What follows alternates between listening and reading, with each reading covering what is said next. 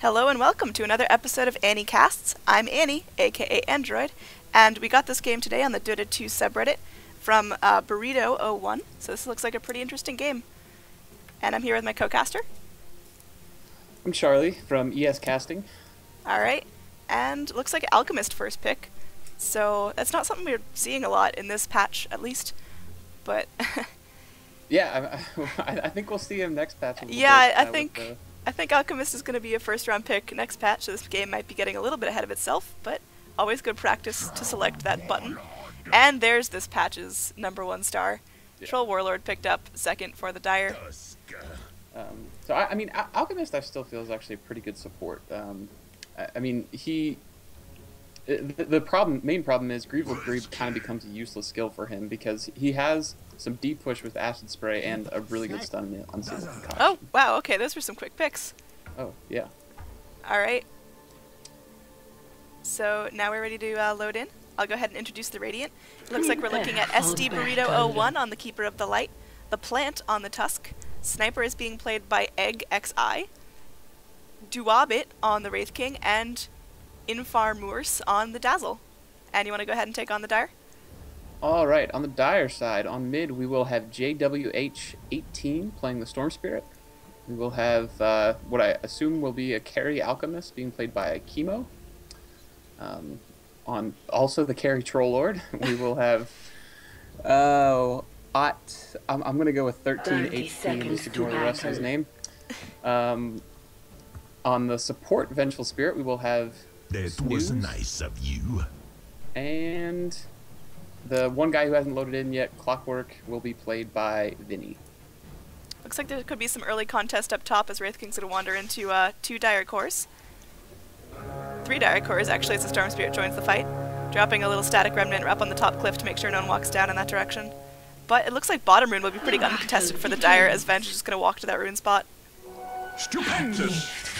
The Radiant side just not really prioritizing runes at all and end up giving them both away to the Dire side. Yeah, I think that's going to really help out the Dire for their initial farming, especially because they're putting 2 cores top, unless this is a jungle Alchemist, as he does have a Quelling Blade. I'm not quite sure.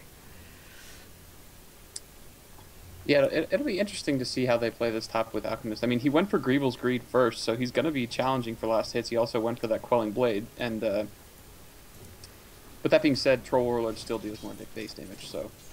I feel like if I were Dire, I would have almost put the Clockwork solo, because I don't think he'll have that much of a difficult time against Keeper of the Light and Sniper, and then put Venge up top, and maybe put Alchemist in the jungle. I'm just not sure how they're going to spread out their farm evenly among their cores this game. Yeah, it'll be difficult. I mean, Alchemist is not inherently a great jungler, but he certainly can jungle. So when they really went with like a 4-core lineup here, obviously, I mean, it's kind of just hubs. Somebody forgot to pick its support, so. Yeah. So when it comes to last hits, we actually have Dazzle leading the way on the Radiant side, which... big ol' question mark there. This is a mid-Dazzle, so... I mean, good job on him for getting those last hits in. He's outdoing Storm by a lot, as Storm only has 2 last hits, and Dazzle is dropping a Poison Touch on the Storm to get some early harass and bringing him down to about a quarter health. And Storm is only sitting on 3 tangos now with no other form of regen, so he might need to take a trip back to base at some point before he should have to, ordinarily. Yeah, he's going to try and get out his bottle here before he ends up actually having to go back to base. And right now, this level 1 Poison Touch really not dealing all that much damage. I mean, it's pretty much completely healed up by a Tango, so if he's able to find 1 or 2 last hits here, he'll be alright.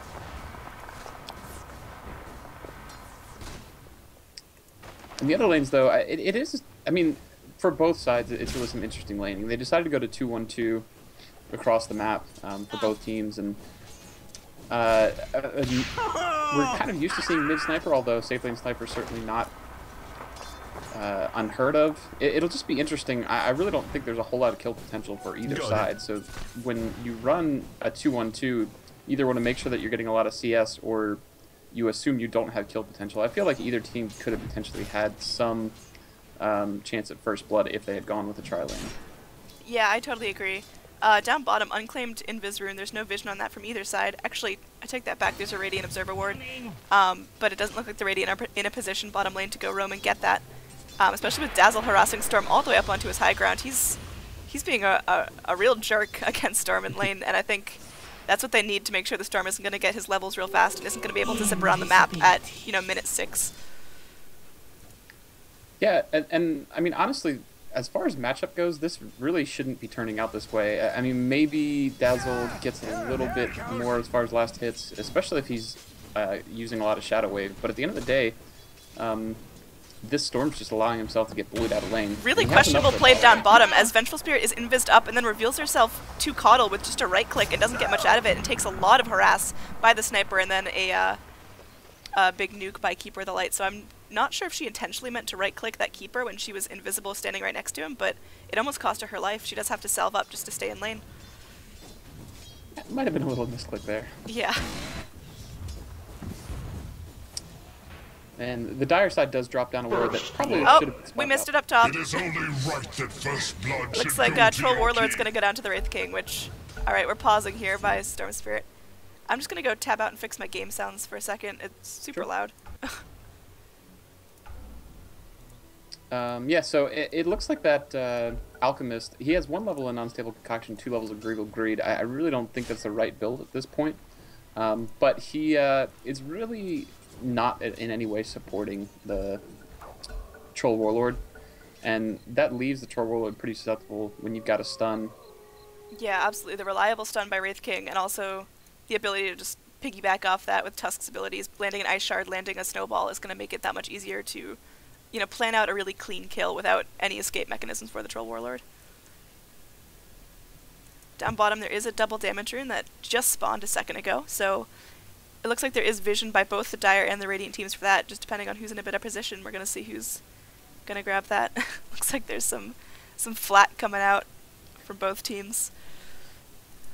It's kind of an interesting game here early on because we do see like Dazzle's topping the net worth charts and the last hit charts, but what can Dazzle really do with the farm that he's getting? I don't know. I don't see that many carry Dazzles, especially not in this meta where you have everything going really late game and really farming oriented, so I'm not sure what items Dazzle's going to farm to make himself a really valuable asset to the team 30, 40, 50 minutes into the game. I mean, he can pick up the Aghanim Scepter, which, I mean, it's a good Aghanim Scepter upgrade. It's not a great Aghanim Scepter upgrade, unlike, you know, maybe a Witch Doctor or something like that. And, I mean, the obvious pick would be to pick up a Sheep Stick as well. But I just... You're throwing a lot of gold onto a hero who isn't really going to use it all that effectively. Yeah. I mean, do you think with this lineup of the Dire they had any better options to go mid? I mean, yeah, sorry, for the Radiant. Do you think Sniper would have done a lot better? Well, I mean, obviously, Dazzle's doing really well, but I think Sniper used the farm a little bit better, and actually I just missed that kill as well. I also did, but it looks like Wraith King's now sitting 2-0, so he's going to be really comfortable. Tusk gets done real low, but he will survive, and Radiant are looking really good in this top lane, as they have been pushed to their tower most of the time, but they're getting the kills they need to. They're preventing the Alk and the Troll from getting the farm they need. And of course you miss a third kill mid lane, as Dazzle's able to take down the Storm Spirit. I mean, I heard it, so does that count? If you clicked on it, if you clicked on the minimap, it counts. Looks like a Vengeful Spirit is double damage and stuns up the Dazzle in mid, and Vengeful Spirit will get that revenge kill onto the Dazzle, but not worth it. I'd say you're sacrificing your mid player and only feeding a support. Yeah, I mean, they did end up killing the Dazzle, so that's going to be a pretty big deal, because that Dazzle has gotten pretty far ahead here. He lost a little bit of unreliable gold there. So it's a nice kill, but it's certainly not a game-changing kill. Yeah, so early on, that net XP is just gonna plateau right up there, and with the Dazzle kill, it's just gonna fall right back down. But then again, it's only about 1,000 in the Radiant's favor, so easily turning around later game. Yeah, it's, I mean... nothing insurmountable at this point, and again, so much of that experience is sitting on that Dazzle, and that gold is on the Dazzle, and it's just not worth it. He's just... I mean, I guess we'll have to wait and see. It's possible that, you know, maybe he goes like a Dagon 5 and just is able to roll at least into the mid game, but I'm just not really sure how he scales. Yeah. And I apologize about the train in the background. It's okay, man. We all got trains. Looks like Storm, mid-Storm, is going to be rotating up into the Radiant jungle, looking to maybe catch out the Sniper, who's on only about at half health. Storm is He's level 6, so he does have his little zip. He is going for the Radiant Courier, gets off one right click, but it is going to be microed away, and now is getting pinged out by the Tusk, I believe. Over here now. Nope, it's actually Storm pinging it out. I can never tell if it's orange or brown pinging, and last right click, Storm will get the Courier. And, my goodness, am I going to catch a kill this game at all? Wraith King grabs himself another kill up top on the Alchemist in the jungle, so Dire need vision. Yeah, the courier kill is more important. That's what I'm going to go with. So yeah, I mean, courier kills are really important. It's worth mentioning because they basically are almost a tower kill in Team Gold. So genuinely the more important kill right there, especially because the Alchemist isn't really doing a whole lot. The flip side of that is it did go to the Wraith King again, so Wraith King definitely off to a good start here. Alright, stuff happening near the mid lane as Troll is running away from a Tusk and a Wraith King, although Dazzle is now chasing down a Storm Spirit, so they might all meet up in the middle. Storm Spirit zipping with what he can, but he's almost out of mana, and Dazzle's doing a whole lot of damage with those right clicks, and he will get down the Storm Spirit. Dazzle hitting for 79, which doesn't seem like that much, but against a Storm with no armor, it's going to do a whole lot. Yeah, the Storm was trying to zip to the high ground there, and he ended up making it up. And Vengeful Spirit is going to be going down bottom to the Sniper, and it looks like Clockwork will be trying to get revenge on the Keeper of the Light, but might end up going down himself. As, nope, it is just one click short, and Alchemist might end up killing the Sniper. He does. Yeah, nice pick off for the Alchemist. I mean, they bring down the Vengeful Spirit, but at the end of the day, it's a Sniper for a Vengeful Spirit, so the Dire side will be pretty happy with that one. And Alchemist is now able to afford his boots after 2 deaths in the jungle. Ooh, but is he going to go down himself? He does take a lot of damage there, but pops his ulti, and he's regenning so fast that Keeper better run. Alchemist has no mana for a stun, and so he's going to be pretty safe there. Yeah, he's able to maintain his lane presence though, and with Greevil's Greed, I mean, he's never going to be quite out of this game. He's always going to find some catch-up gold, pretty much no matter what. Tusk is underneath an observer ward for the Dire team, so they do know he's there, but is that going to stop the Alchemist? He's pretty far up, and if the Coddle's able to get a good Illuminate, now the Illuminate will be off the mark, so they aren't able to chunk him down enough. And Storm zipping all the way in. All of his mana gone for that zip, but he does pick off the Keeper of the Light, so I'd say that's worth it. He just does have to sip up his bottle. Yeah, he'll bottle himself pretty much back up here. He won't find a rune anytime soon, but unless he happens to make it all the way top to the Invis rune. But it's another pick off for the Dire side, so they're starting to find some kills around the map, and at least slow the momentum a little bit of the Radiant side. They do rotate 4 heroes down to this bottom lane, and 2 Radiant heroes are stuck behind their tower, but do you think that's a wise use of the XP distribution this early in the game? Do you think they'd be better off just sending their, 2 of their Dire heroes back into lane to get some farm? Because Dazzle, although they are rotating it now, was pretty much uncontested mid for that whole time. Clockwork is really, really low. He traps himself in his own cogs, but that might not pay off for him. Storm Spirit zipping in onto the Dazzle, and there's a chaotic fight going on all around the map. Dazzle early shallow graves himself, trying to make sure he gets out alive. Keeper of the Light popping another Illuminate. Sniper will end up picking off the Storm Spirit, but it looks like Alchemist is going to go down through his ults from the Sniper again, so double kill on the Sniper. Able to pick off 2 cores for the Dire team, which is really important this early in the game.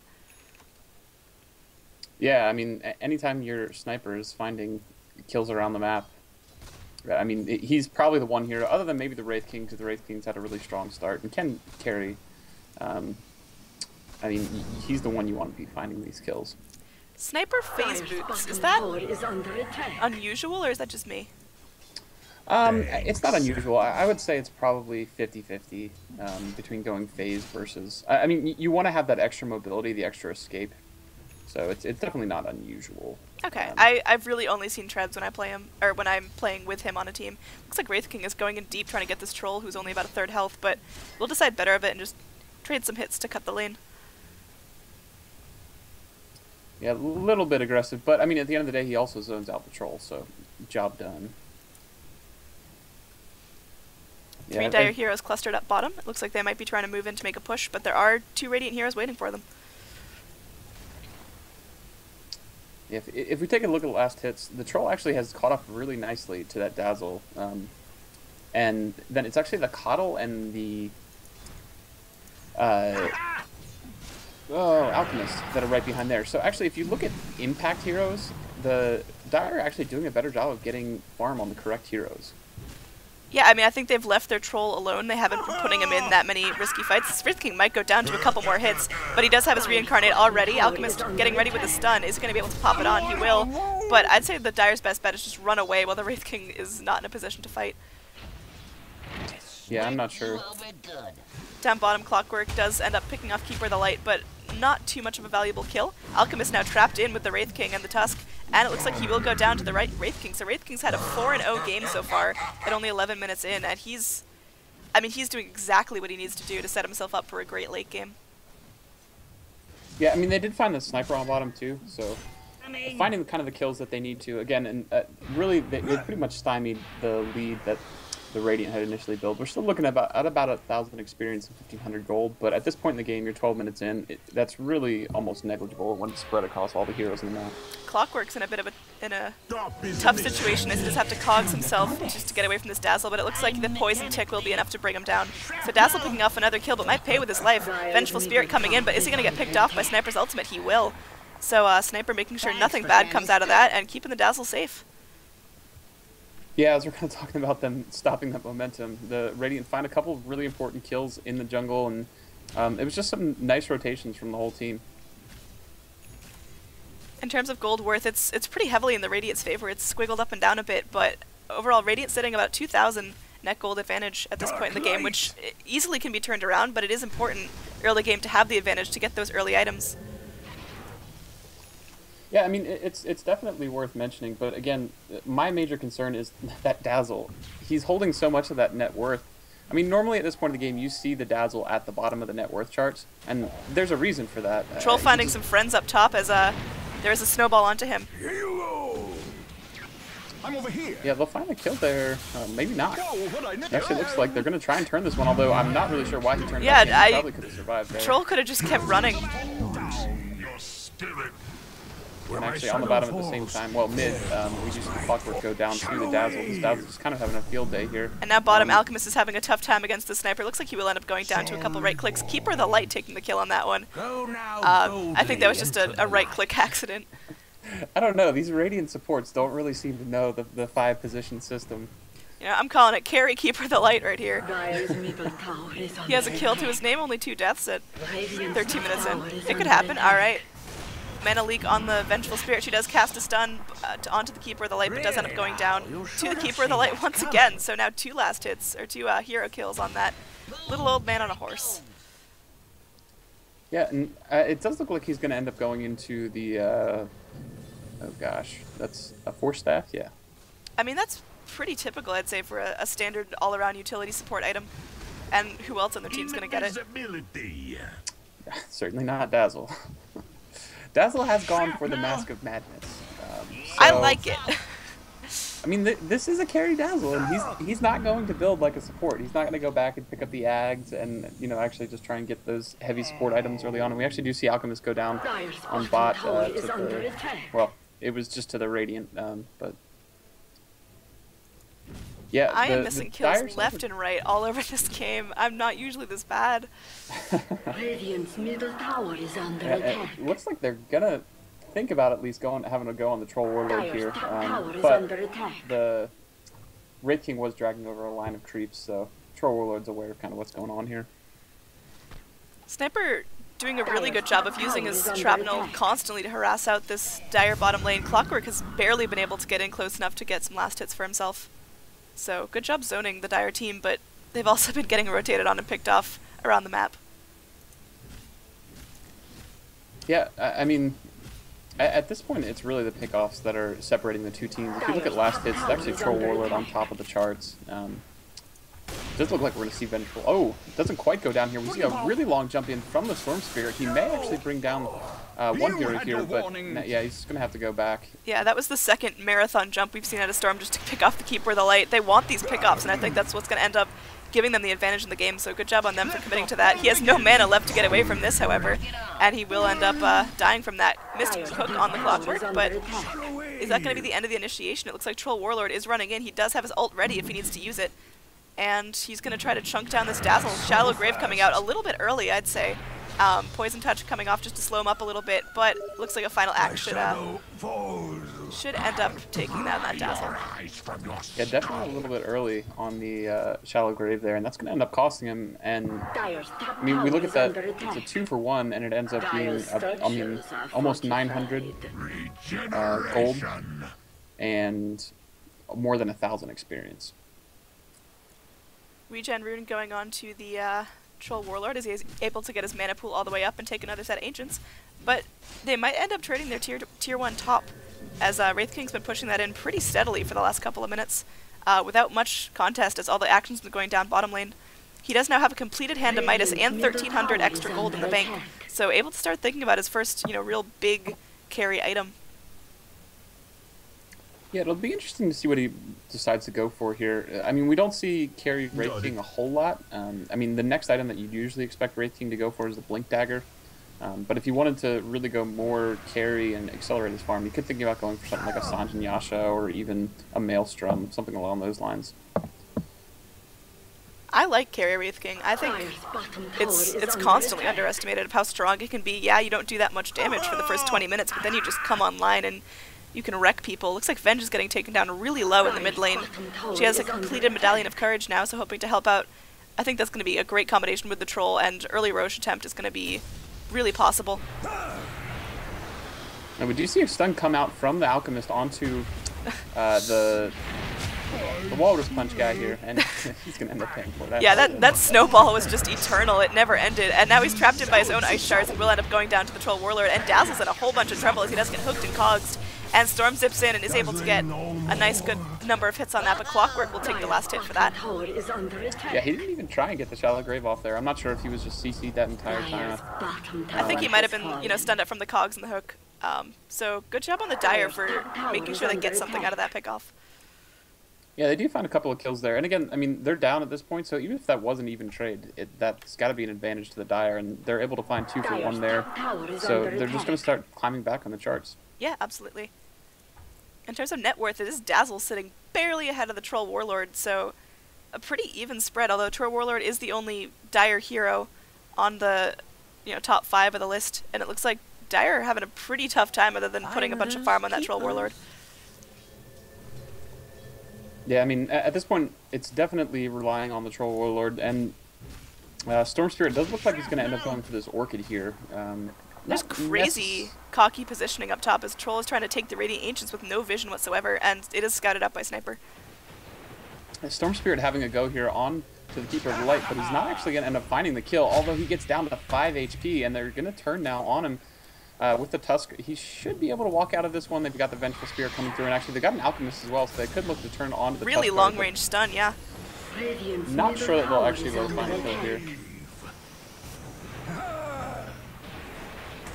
Snowball's going every which way on the map as it looks like Dazzle has now broken off trying to get this Alchemist down, but a stun will come out and they're just going to get locked in combat. Dazzle will end up taking down the Alchemist, and it looks like the fight's just going to spread off from there as Venge and Tusk are trying to go their separate ways. Although Sniper on the back lines is going to find the Venge, is going to be able to get an ult off in time. It looks like he will. Although Tusk is just going to take him down before the Sniper ult can even cast. Yeah, a little bit questionable in that you'd probably like that to be on your Sniper, but it's not the end of the world. I don't know. I think a 6-slotted Tusk is one of the scariest things you can go up against in Dota, because there's so many ways it can lock you down. And yeah, Sniper can do a lot of damage, but when you're up against a Tusk, you can't run. Yeah, I mean, the thing with that is Tusk is that scary with or without items. Oh, fair enough. Which is kind of the whole reason behind the positioning system is that there are certain heroes like, I don't know, Dazzle, who is scary without items. I mean, he does what he does with or without items. It doesn't really matter. You give him items like a Mask of Madness, I don't know, and it doesn't really change who he is a whole lot. They are going to take a tier 1 tower here mid, pretty much uncontested. So in that regard, the Sniper, not that scary without items, can be absolutely terrifying if he gets them. So yeah, absolutely. Looks like Clockwork is left alone to defend this tier 1 Dire top, as Tusk and Wraith King are going to be looking around for a nice juicy pickoff. Tusk looks like he's ready in the trees to snowball at any time and maybe follow up with a Wraith King stun, but they're not going to go in quite yet as 3 other Dire heroes are going to be rotating top, so probably a smart play that they didn't commit too much to this initial engage. Yeah, the ult is up on the Wraith King, so they're probably not too scared here. Roche is being taken down bottom, uncontested and unnoticed by the Radiant. Just something to point out. Yeah, I mean, that's difficult to spot, especially when, I mean, they haven't necessarily spotted the heroes in the jungle, but they know there are at least 2 in lane here, so, and now they spotted the 3rd, so it's pretty hard to guess that there'd be anybody trying to go for Roche at this point.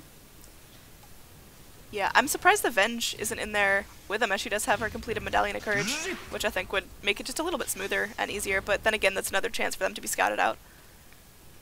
Yeah, I mean, with 4 heroes on the map, it requires some extra thought to think, okay, it's the Troll Warlord who's been off the map.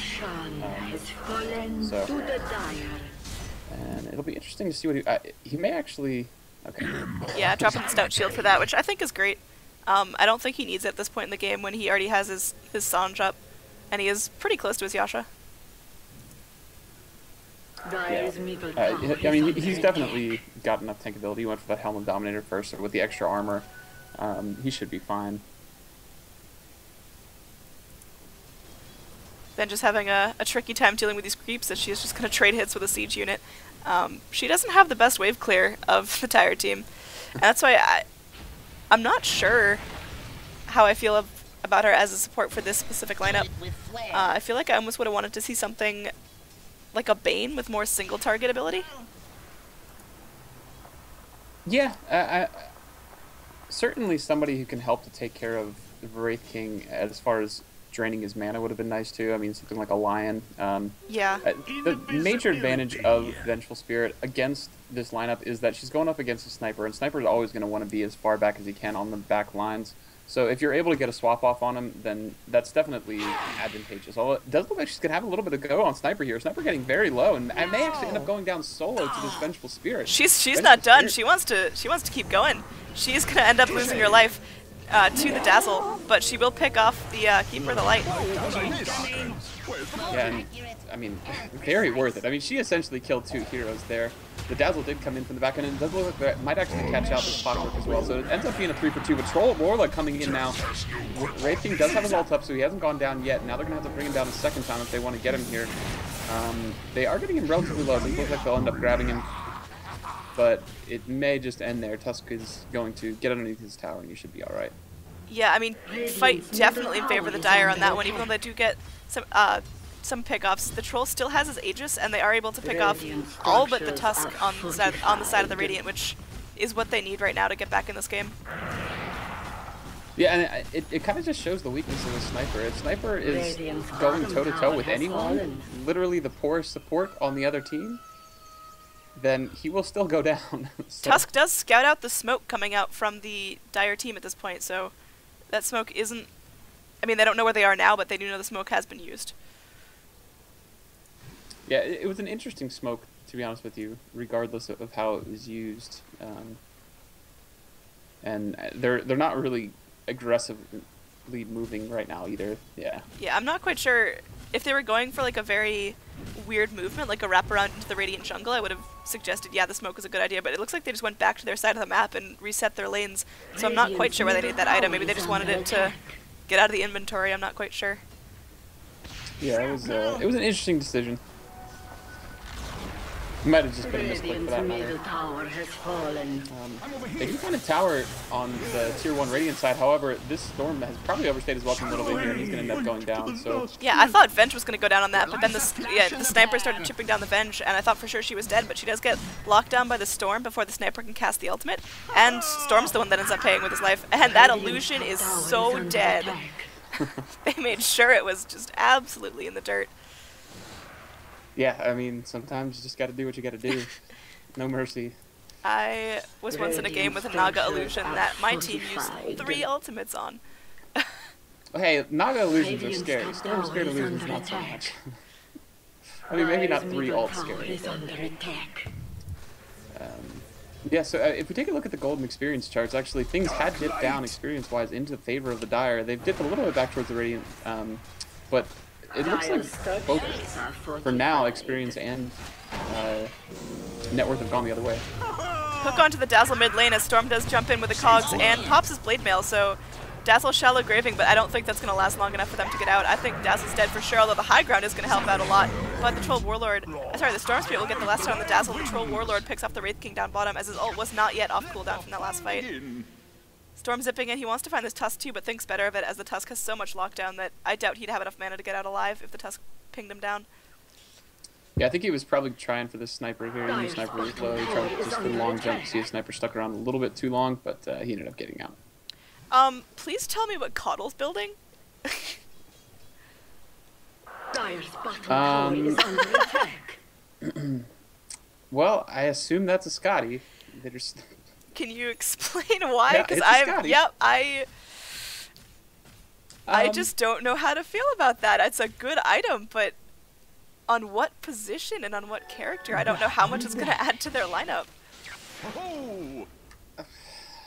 I don't know. I'm not even gonna try. There's a point where analysis can only do so much, and then you just have to sit there scratching your head. Yeah, I'm not gonna. I mean, analyzing that.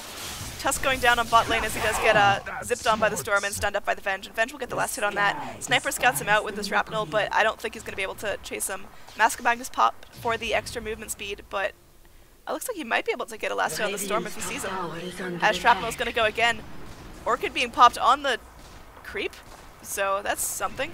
The neutral creep gets orchided up by the Storm, and the last hit will go down to the Keeper of the Light. So the Keeper of the Light is getting fed with their Eye of Skadi getting a double kill. Hey, I mean, that's slow on that Storm Spirit right there. There's no way he's getting away, so... I mean, clearly do meta. The Troll Warlord, meanwhile, is going to get caught out by 3 here. Actually 4 as the Dazzle comes in on the back line. So Shallow Graves the Wraith King, who does have his ult up anyway, so he should be alright here. And the Troll Warlord actually no longer has this Aegis, so he's going to actually track down the Dazzle on the back lanes of this. But he's going to get stunned up with no mana. Not really sure why the Radiant side was so scared of him. I really liked that play with the Shallow Grave on the Wraith King, because yeah, he had his ult up, but maybe the communication wasn't so clear and he didn't know that, or maybe he just wanted to make sure the Wraith King had his ultimate for a next fight coming out, because I think it was just a really good use of the Grave, even though the Dazzle does end up going down himself. Yeah, I mean, it saves the Wraith King. It makes sure that he is still going to have his reincarnation up, so it's not a bad play there, but for your, at one point, top farming Dazzle in the game, he's now dropped himself down into the middle of the pack. Yeah, I think Alchemist build, I think, is the most typical thing I've ever seen in a pub. Shadowblade, Maelstrom, and now just picking up a Basher on the courier with treads in the bank, so definitely a carry Alch build. I think he would have had a lot easier time of it if he wasn't stuck in lane with the Troll the first game. I think he could have had these items, 10 minutes ago. Yeah, I mean, it's what happens when you go with a greedy lineup with 4 cores. Although, I mean, you could argue that the Radiant side is playing 5 cores right now, considering their Keeper of the Light went for a Skadi. He has a Skadi! Has a Mask of Madness. But it's like, it's not even just a complete core build, because he built a 4-staff and then a Skadi with level 1 boots, so I just don't know how he's thinking of playing this. Maybe it was just a cheeky item build, saying, hey team, look at this, but, I mean, I just don't know what he's going to get out of that. I mean, next up, are we looking at, like, a heart on the Keeper of the Light? I don't know. Who knows? But all I know is somebody on the Dire side really needs to deny that top tower. I've been pinging it for forever.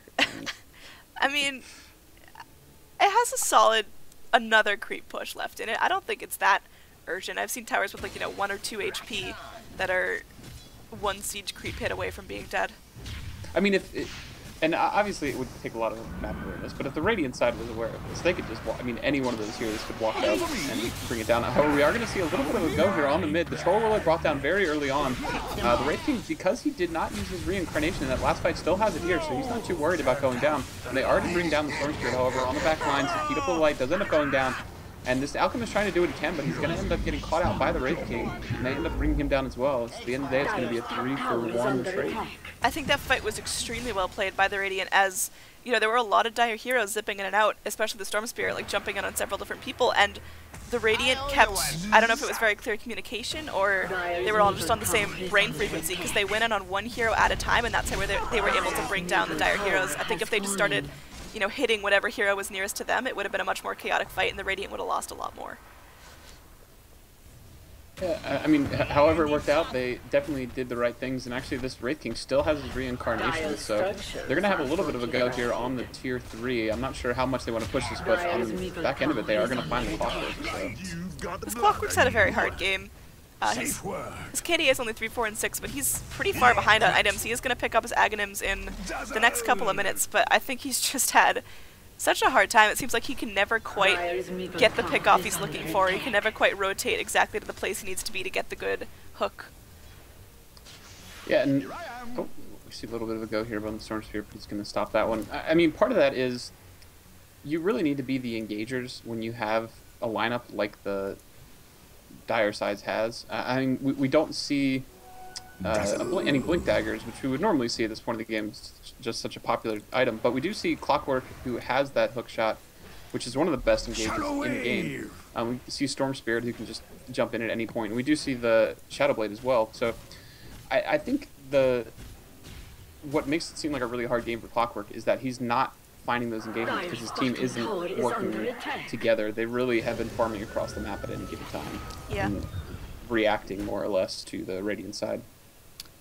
This is going to be a Wraith King with a Hyperstone coming out pretty an Assault Cuirass coming out pretty soon, as he does pick up Hyperstone and now goes back to base and grabs up his Plate Mail and Chainmail. So I think that's a really smart build for his team, adding the extra armor, and with the Dazzle armor reduction, it's going to help them out a lot. Yeah, I'm not sure about the Casual Basher on the way there. He's got relatively low attack speed. I mean, he does have that Midas, which is giving him some additional attack speed, as well as obviously the Treads, but not really sure early on if it's going to be the most effective item, but hey, I mean, it's not as bad as a Skadi on the Keeper of the Light, so there's that. Got it. I'm not even going to say that Skadi's bad, I don't know what they're going to do with it. Like, I think it's never a bad item to have, I just don't know if it should have been put at that much of a priority. Like, maybe if Keeper's already 5 slotted and it's 50 minutes in the game and he needs to figure out what he can do to add some more slow to his team, but I don't understand why he'd make that item such a priority. Yeah, I mean, honestly, there's no real reason to do it. Sniper getting jumped on down here. And easy kill. Venge is going to pick up the last hit on that, but there really wasn't much of a contest for the Sniper. There was no way he was getting out of that. Yeah, so, I mean, on the Keeper of the Light, like, if you wanted to tank up, then get an Aghanim Scepter. I mean, it's actually a pretty good item on him. Yeah. Tower is under attack. But other than that, for him, it doesn't really add a whole lot to him. I mean, Dazzle being jumped on up top by the Clockwork, who does pop his Blade Mail. He's stuck in the cogs, and Dazzle just really can't get out of here. He might end up going down just to right-click damage. Clockwork will get the last hit onto this Dazzle. And this Dazzle has really not been using his Shallow Grave to its greatest amount of effect. I think on that particular kill, he was bounced off by the cogs and was kind of in that push animation, didn't have time to get that double-click Shallow Grave off. We do see the Wraith King lose his first life here, but we're going to have to try and bring him down again, and actually it does look like they'll end up finding him here. And, now it's also the Keeper of the Light on the back foot here. He's going to end up getting caught out by the Storm Spirit as well, and now it's only the Tusk alive. I don't think they want to dive the tier 4s, but I also don't think Keeper of the Light wants to buy a Skadi, so... This Storm has really had it out for the Keeper of the Light. That's the third zip I've noticed, where he's just zipping with most of his mana pool just to try to get this Coddle. Really nice kill actually coming out from the Radiant side, as this Dire side has just overstayed their welcome a little bit. We do have the Aegis on the Troll Warlord, but I think they'll end up finding him twice here. Yeah, that's a Gone Troll, and how's he going to get out of their base? It looks like they are just going to stop pursuit. Sniper's getting a couple clicks off, and he's going to take some tower shots, but there's no follow-up for that. Oh, but we have the Mask of Madness Dazzle, so he's got that. Don't worry, we've got it. He's going to end up catching him out. Hey, I mean I don't know. A troll could just eat him up. I'm not sure. Okay. They got the kill, but that could have easily gone the other way, where Troll just turns and bash locks the Dazzle and takes him off in 3 hits. Yeah, I mean, he did have his Mask of Madness on. This Dazzle's confusing me, because it's one thing if you want to build core Dazzle, but then you don't get Urn or Soul Ring. I'm just really confused on what this Dazzle's adding to the lineup that a more known core couldn't have. I'm just very confused on what the Radiant's doing with their lineup with this Skadi, Coddle, and Mask of Madness Dazzle. I wonder what Dazzle's next item is going to be, as he does pick up a Ring of Health. Oh gosh. I mean, Lincoln Sphere maybe? It's possible, but what's it going to block aside from Storm's tether?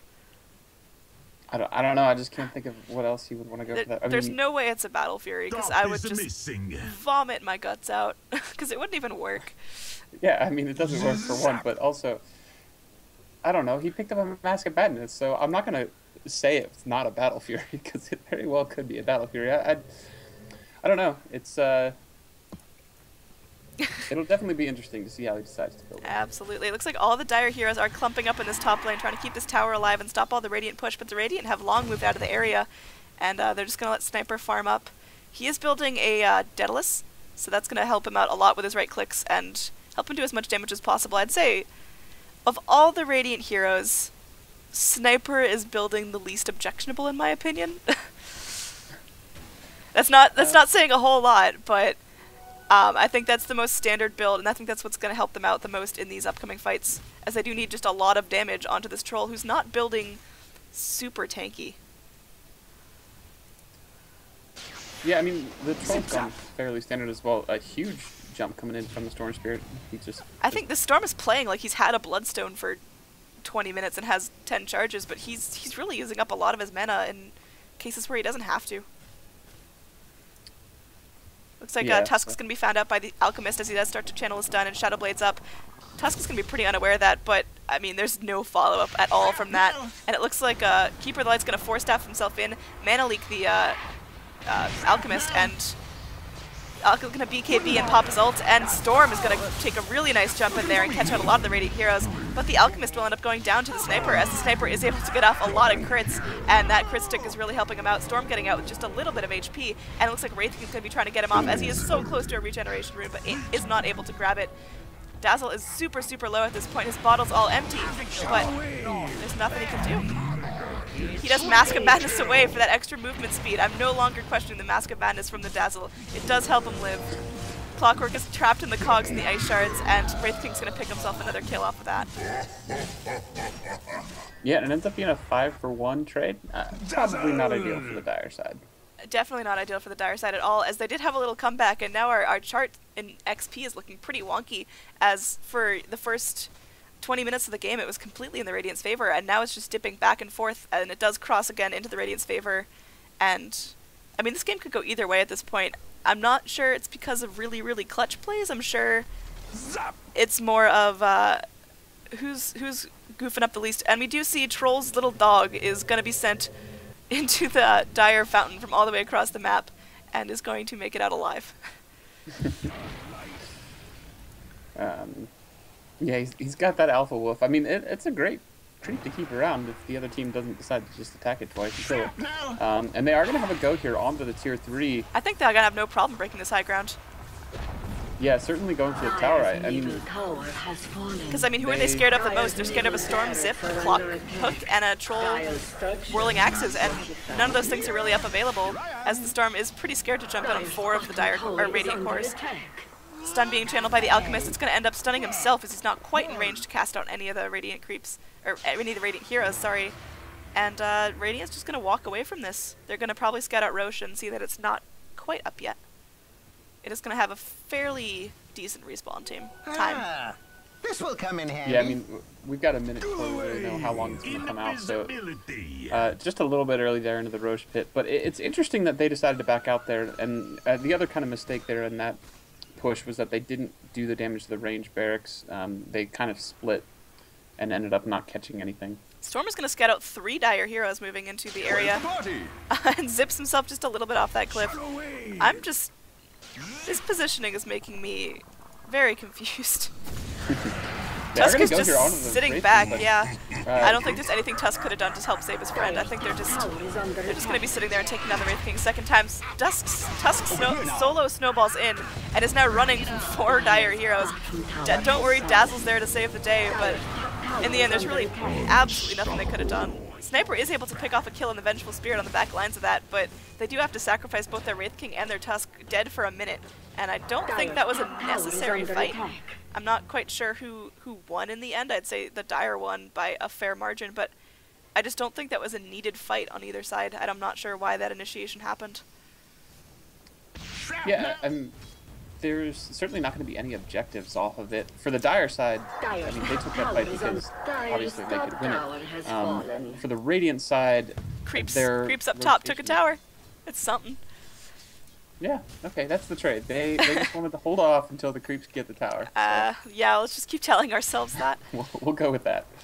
Storm is building into his Bloodstone, but that's going to be extremely late timing. I'm not entirely sure what's delayed him so much. He has had a bit of a rough game, sitting at 6 kills, 8 deaths, but, I mean, even with an Orchid and Treads, that's just a really poorly farmed Bloodstone, I'd say. Yeah, I mean, the last hit probably tells the story. He's still sitting at less than 100 last hits at 40 minutes in, which is kind of tough. Yeah. Keeper of the Light is actually our last hit leader at this point, with 171 last hits, sitting 3 above the Dire Alchemist. Oh, don't worry, he's got his Shiva's Guard now, so he's going to help out a lot more. What is this man building? He's going all the slow. All we need is a Rod of Atos at this point, and he'll, I want him to get a Mask of Badness just so I can slam my keyboard in fury.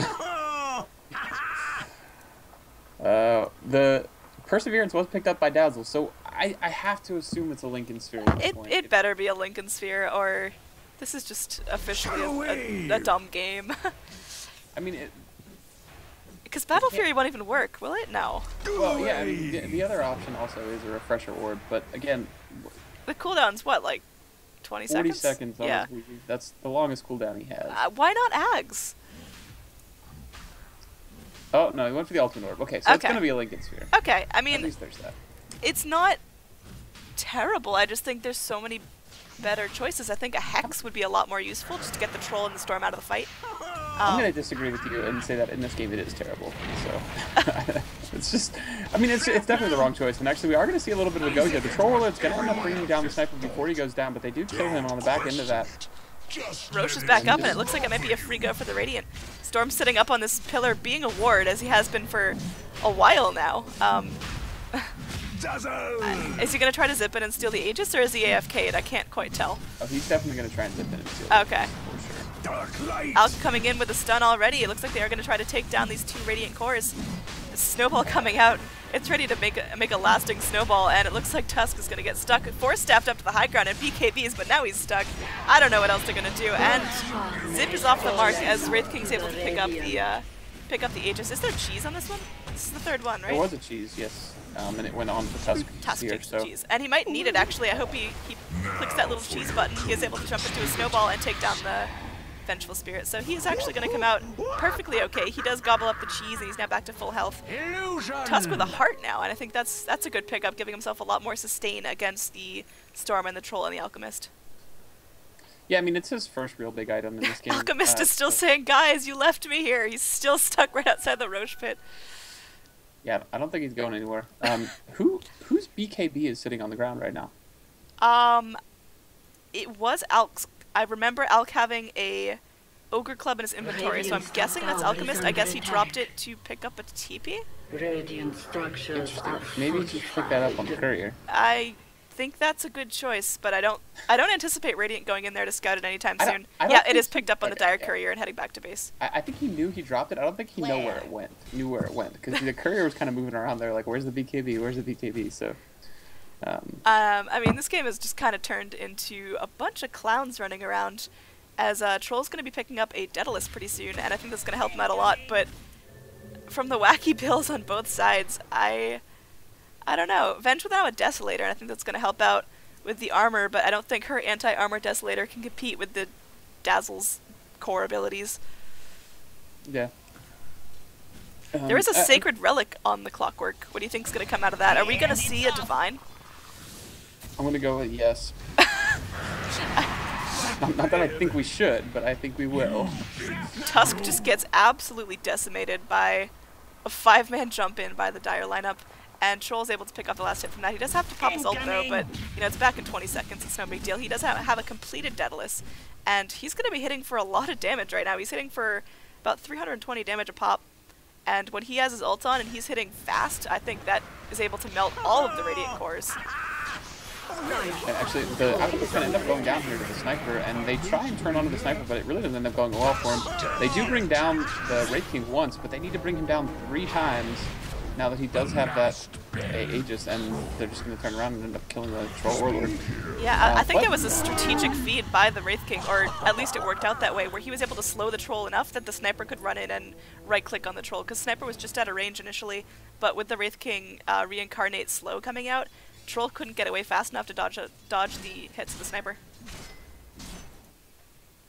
And it looks like Dazzle's in deep. This has been like a split push half carry Dazzle, and I've seen him top lane pushing into towers, and now he was just bot lane pushing into towers. Man, I don't know. He's not playing poorly. He's 7 and 8, so he could be playing better, but he's not feeding, and he's not intentionally clowning around. I just don't know what he's adding to the team that another core couldn't have. Yeah, I mean, that's the biggest thing to remember here is that, yeah, he's not, you know, actually detrimental in fights, but I mean, there are a lot of cores that can do a whole lot more than he can. Oh, it is a Radiance for the Clockwork. That's what a Secret Relic was working out into. I feel a little nauseated by that. To see the relic. Yeah, I got my hopes up, but I'm almost as confused. Yeah, I mean, at this point, this game is just kind of wacky. XP is strongly in the Radiant's favor at about 15,000. It has spiked sharply in the last couple of fights. And now with the racks down, I think they might just be able to push in and say GG. 10,000 gold in the Radiant's favor, and now the tier 4 is going to be going down. I don't see there's any way they can stop this. The Sniper's gotten really big at this point. He doesn't have a Monkey King bar, and that's going to help him out a lot with his damage. He picks up a Claymore. What do you think that's going to be going into if he had more time to build? I have no idea. I mean, what does a Claymore build into aside from Shadow Battlefield? Blade? Yeah, I guess Shadow Blade, but that's really late. I don't know how I feel about the late game Shadow Blade, but... And it is going to be a GG for the Radiant team. They played... I want to say they played really well. Shout out especially to the Tusk and the Wraith King, able to be those tanky cores that the lineup needed, but... Big question mark next to the Dazzle's build, and I don't know what the Keeper Light was trying to accomplish. He played really well. He got off some clutch Illuminates, and especially those mana leaks were really well done, and they kept a lot of the dire cores in the fight long enough to get the pickoffs, but why Skadi? I'm still gonna go to bed thinking about that tonight. Oh gosh, I mean, honestly, we'll just go back into like a little bit of Dota theory crafting here, since I don't want to make anybody feel like we wasted your time with a really weird cast. So the reason that you don't go into items like even the Tuskar in this game, sorry, I say Tuskar, he's just Tusk. Even the Tusk in this game, he built into that Heart of Tarask. Not a bad item on Tusk. However, when you're getting the Heart of Tarask at 40 minutes, there's a few reasons why you should have been going for smaller items during that time. You're sitting on a lot of gold, and so that means when you die, you're going to lose all of your unreliable gold. Not all of it, but you're going to lose a lot of gold every time you die. Yeah. And 2, you're not adding as much as you could to team fights, and when you get that Heart of Tarask at 40 minutes, with nothing else to go with it, he didn't really have any armor to speak of aside from what was coming out from the Medallion of Courage. Well, the Dazzle's helping him out a lot with that. Yeah. So, I mean, he's got a little bit coming out, but at the end of the day, it's not really adding all that much when it comes out at 40 minutes. So itemization is important because you want to be able to build throughout the game in your role. And Tuskar, it's not a bad idea to pick up the Heart of Tarask at 40 minutes. However, you would kind of hope he had a few other items on top of that. Yeah, I agree. I also want to just throw out a little bit of my own analysis on the Storm Spirit.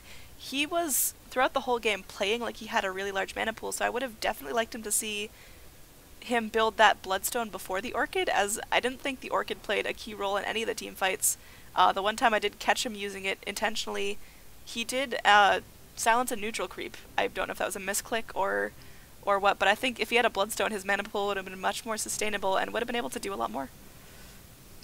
Yeah, I mean, he just clearly wasn't prioritizing actual last hits, I mean, which was evident in mid lane, which he lost handily to the Dazzle. So, all in all,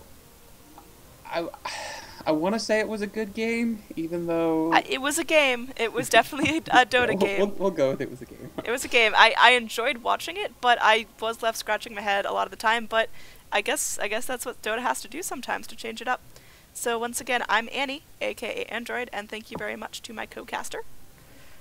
Charlie. Charlie. ES Casting. ES Casting, check him out. Super cool casting group, just up and coming. And yeah, thank you so much for watching.